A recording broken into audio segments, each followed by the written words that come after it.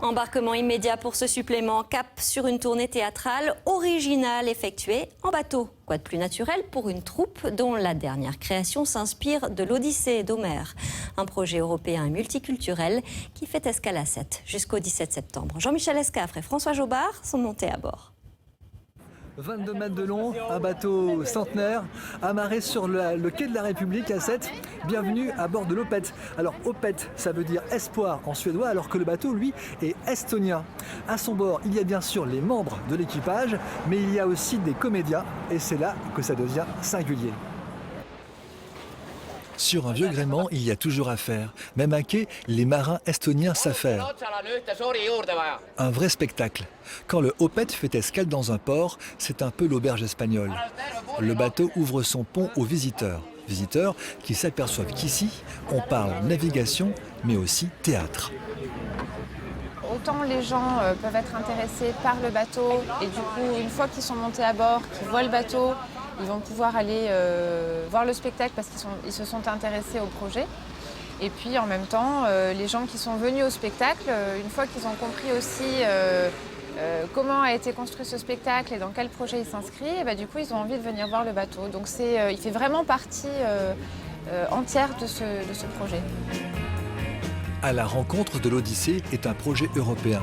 Des artistes de 11 nationalités embarqués sur un bateau. Un périple au long cours. L'an dernier, la Baltique. Cette année, la Méditerranée. Et en 2016, la mer Égée. Chaque année, une tournée et une création différente. À bord, 25 passagers, des comédiens, des techniciens et des marins qui essaient de naviguer.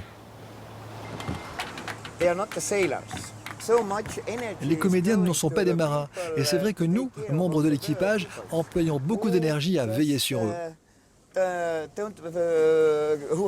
Surtout par gros temps où ils ne se sentent pas très à l'aise.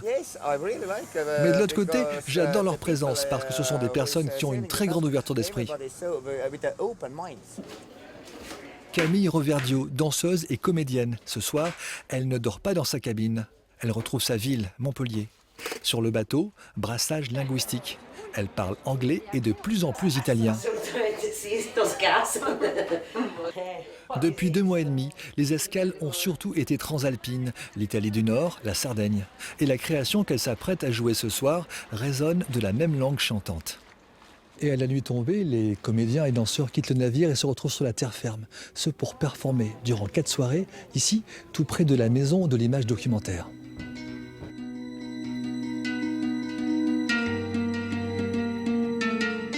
Nausicaa io sono io. Dans ce spectacle, la mer n'est jamais loin. Celle qui rejette Ulysse, échoué et recueilli par Nausicaa et sa famille. Interprétation libre de la mythologie grecque, ici les super-héros antiques sont juste humains.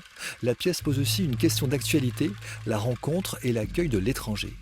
L'incompréhension, le public peut la retrouver dans les dialogues majoritairement en italien, mais parfois, il suffit de se laisser porter par le flot des mots.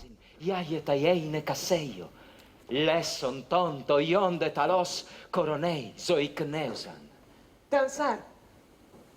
Tu. Vorrai. Beaucoup nous ont dit que finalement la langue n'était pas nécessairement une barrière ou le fait que la pièce se joue dans plusieurs langages les incitait justement à lâcher prise sur le sens, la signification et à se laisser porter par le son, par les images et par les situations. Nausicaa s'arrête à 7 jusqu'à samedi. À voir aussi à Montpellier les 16 et 17 septembre à la Vista. Ensuite, les comédiens larguent les amarres pour l'Italie.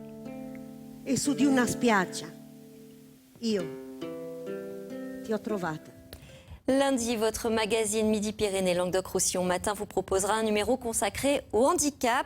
Rendre les lieux et les loisirs accessibles, c'est possible. Exemple à Formiguères, dans les Pyrénées, où une association propose des randonnées adaptées jusqu'à 2200 mètres d'altitude. Extrait. Attention, il y a quand même des pierres, on ne se relâche pas. 4 jours de rando, harnachés comme des chevaux de trait pour partager des sommets avec d'autres montagnards cloués sur leurs fauteuils. Les uns prêtent leurs jambes, les autres leur mental et rien ne leur résiste. Cela fait 15 ans qu'Humaine, l'association toulousaine, s'est lancé le défi de rendre la nature accessible à tous, grâce à la Joëlette, un fauteuil tout-terrain. Ça paraît totalement surréaliste, une telle accessibilité pour des personnes dont a priori c'est pas accessible la montagne. Et en fait, c'est quelque chose de très technique la Joëlette, extrêmement technique, une invention incroyable. Donc chaque pierre, chaque creux, tout ça, ça compte. Et gentil, enfin, je préviens les pilotes arrière et les parades. Il faut que la roue passe là où il y a le moins de sauts et d'obstacles pour le confort du passager quand même. Et qu'en dit le passager? Non, on s'éclate.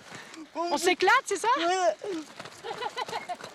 Avant de vous quitter, je vous appelle à la plus grande prudence. Je vous rappelle que ce week-end, Météo France a émis un bulletin de vigilance orange sur l'Hérault et le Gard.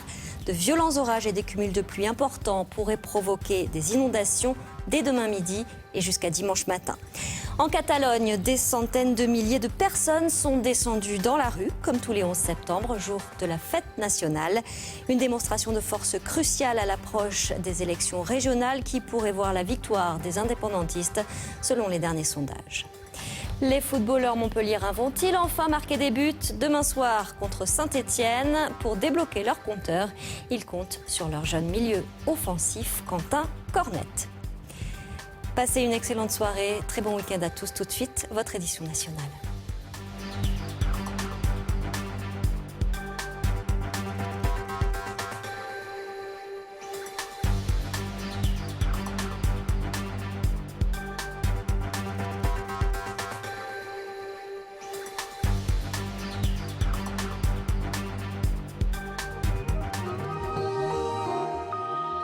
L'association Sarbacane Méditerranée va vous présenter la météo. Prudence, demain le temps sera très perturbé avec des nuages.